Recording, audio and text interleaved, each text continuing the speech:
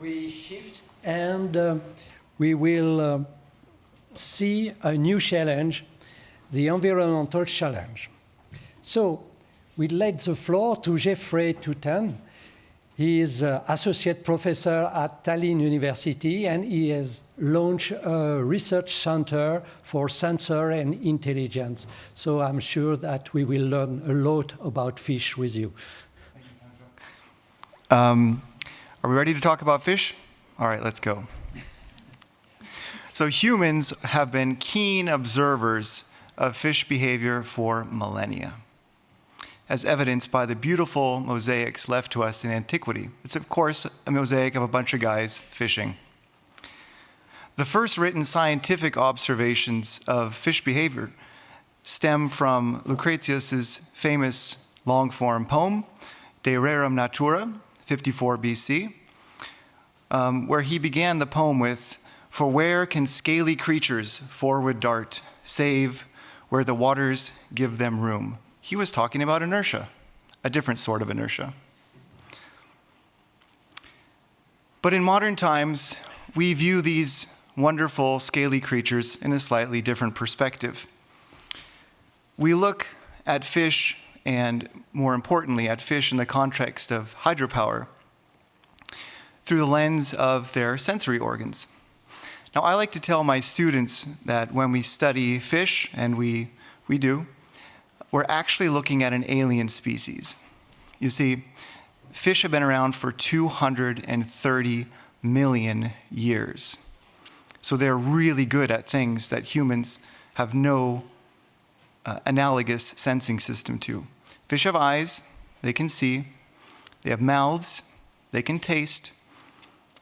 But they have something called the lateral line organ, which is hundreds and hundreds of tiny little gelatinous cupullae extending over their bodies. And these beautiful little cupullae give them an extrasensory ability to interact and sense the flow as it moves over their bodies. So you can imagine being a fish in a bathtub is a lot more exciting. The three behaviors that are modulated by the wide variety of external stimuli that fish receive in rivers, the three that we really need to focus on in the terms of hydropower are feeding. That's related mostly to habitats. When we build a hydropower plant, are we obstructing or modifying the access to the feeding grounds? Reproduction, that's what I'm going to talk about today mostly. And escape and avoidance as they pass through hydropower facilities. And like every good academic, with some colleagues, we've even written a book on this topic. It's called Ethohydraulics. So for those of you who think there's no link between social and hard sciences, here is a proof that there is. So ethohydraulics is a mixture of the science of animal behavior, specifically fish in this context. So it's a behavioral science.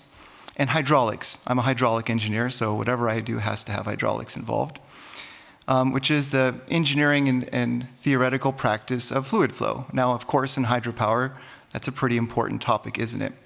So for those that are interested, we've written a book both in German and in English. It's called, unsurprisingly, Ethohydraulics. Now, for those of you not too familiar with how we integrate fish migration behavior into our hydropower designs, we do that first and foremost. We've had about 100 years working on this particular topic by enabling what was called upstream migration. So getting fish from below the dam to above the dam. And there are many ways of doing that. So we can build nature-like bypass channels. Originally, we started out building these technical solutions. You've probably seen a vertical slot fish pass, maybe if you've been to a hydropower plant. In many solutions at high head dams, for example, it simply isn't practical to build something which goes around the dam. So we have fish slips, and in some cases, even fish capture and transport systems. And because fish migration involves both fish going from down to up, but also from up to down, we have to also consider behavior as fish pass from upstream to downstream. As part of the EU-funded Fit Hydro project, my group has developed the first and only technology that allows us to measure sensors going through hydropower plants, both passive sensors, and more recently we've expanded that to live biologgers, so I can actually look at fish swimming behavior as they pass through a turbine or over or under a weir. Fish do some pretty exciting stuff. So the causes of injury and mortality can be pressure, they can be collisions, for example, blade strike. They can also be related to shear and turbulence, so you can imagine there have to be a lot of different monitoring opportunities to make sure that these passageways can be safe for fish. In many cases of practical importance, and at especially larger hydropower plants, it simply isn't possible to monitor individual fish. So in those cases, we can install a DIDSN sonar array, and these are great for large facilities. We can actually see individual fish or groups of fish, track them. We cannot usually, in most cases, tell you what species of fish there is, but it's still a very excellent tool for looking at fish behavior at hydropower plants. The second and more popular method is to take large numbers of individual fish and to surgically implant tracking tags, what we call telemetry, in their bodies. And we can track the fish for weeks, months, or even years in some cases. We work with colleagues at Belgium at IMBO, and they have one of the world's largest acoustic networks for tracking adult eel, as they come year after year into the beautiful Belgian canals. My group is also working on developing a fully automated fish migration monitoring system for the German Federal Institute of Hydrology. We call it the Smart Fish Counter. If anyone has marketing experience and can give us a better name suggestion, I'm all ears for that. And in many of these fishways, you can install a camera system. And if you install it correctly, you can upload literally tens of thousands of videos per year per camera.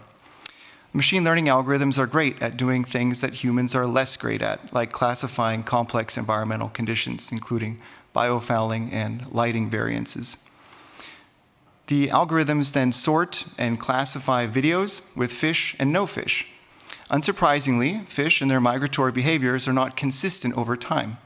I like to call these systems fish traffic counters, because that's really what we're doing. We have periods in which very, very few fish are passing through the systems, and we have periods where hundreds, or in some sites, even thousands of fish per day are swimming through a single counter. And at the end of the day, the machine learning algorithms classify the fish based on their species, on their size, and on 6 different types of migration behavior, because as it turns out, fish don't just go up and down.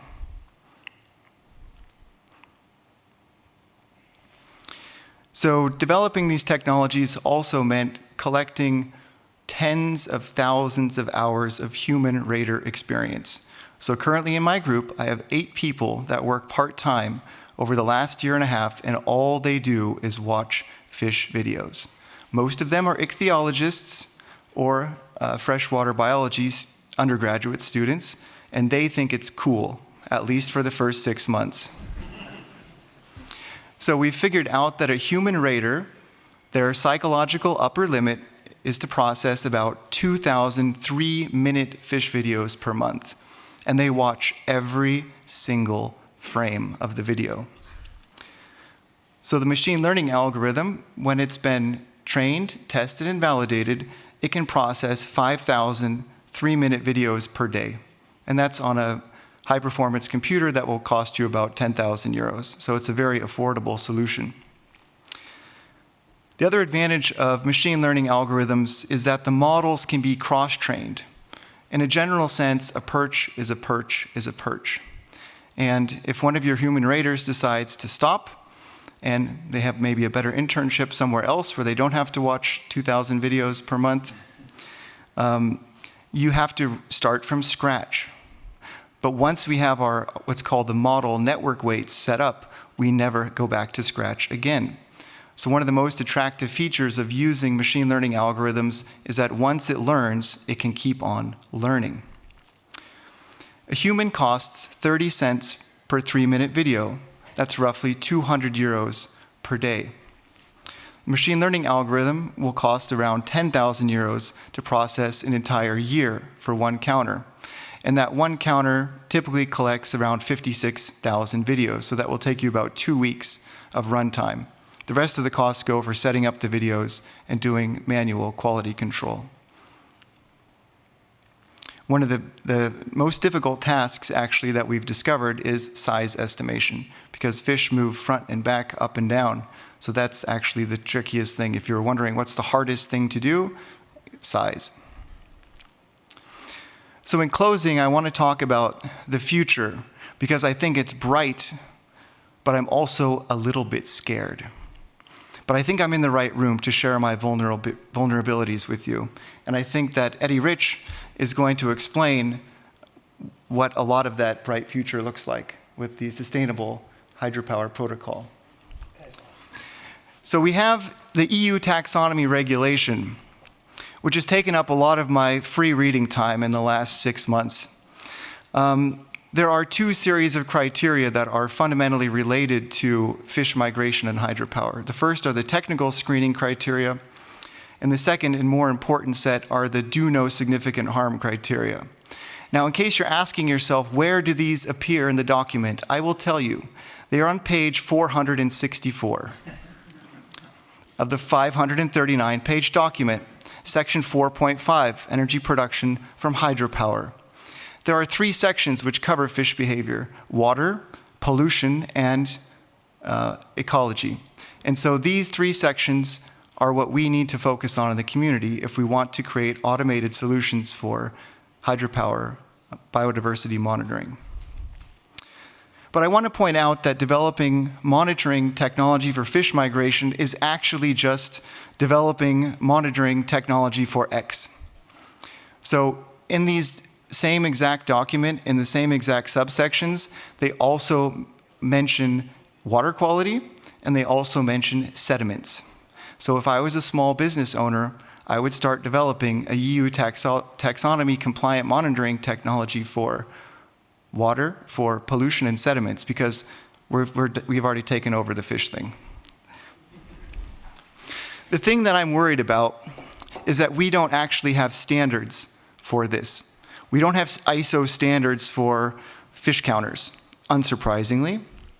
So we need to work with folks at the International Hydropower Association and industry and governmental stakeholders to come up with standards that we can use, especially focused on data aggregation, quality control, analytics, and reporting.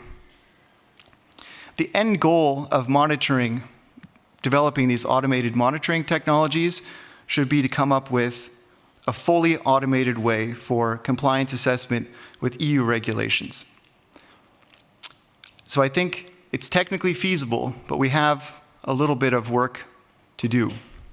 And at the end of the day, I believe that it's possible, if we pull it off, that we can make fish populations, keep them alive, and I think that we can help hydropower thrive.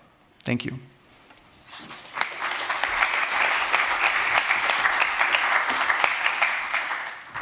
Thank you, Jeffrey.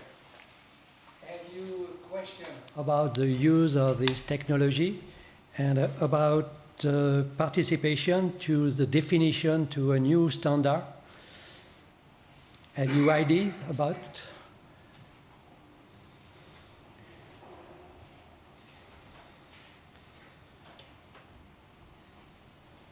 Jeffrey, do you think that this ETIP could be helpful in order to launch a working group, gathering data on different river, different environment, and trying to interpret this data?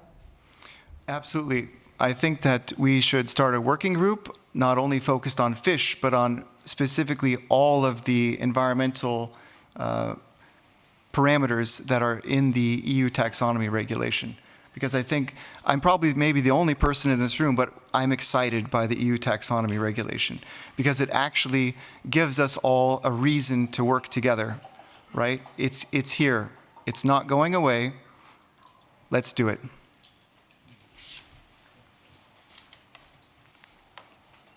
Please. Okay. Yeah. Okay, can you hear me? Yeah. Okay, Guillaume Amodeo, Supergrid Institute again. I have a question. Is it in your mission, let's say, the fact to work on the hydraulic profile of the turbine? As you mentioned, you are an hydraulic guy. So do you just provide solution to study the fish behavior, or can you also help in improving or adapting the hydraulic profile of the parts, not only turbine, not only runner, but all the parts, to prevent the fish to be harmed during their. That's an excellent question. The answer is yes, and we've been doing it already for about 5 years. So as part of the HYDRO project, we've developed this series of products that go through hydropower plants. So we have monitored some of the plants of the folks in this room. I'm not going to say who, because we have non-disclosure agreements. But we have technologies for monitoring them, and we're actively working with companies to help them also develop better pumps and turbine design. So that's a very active component of what we do.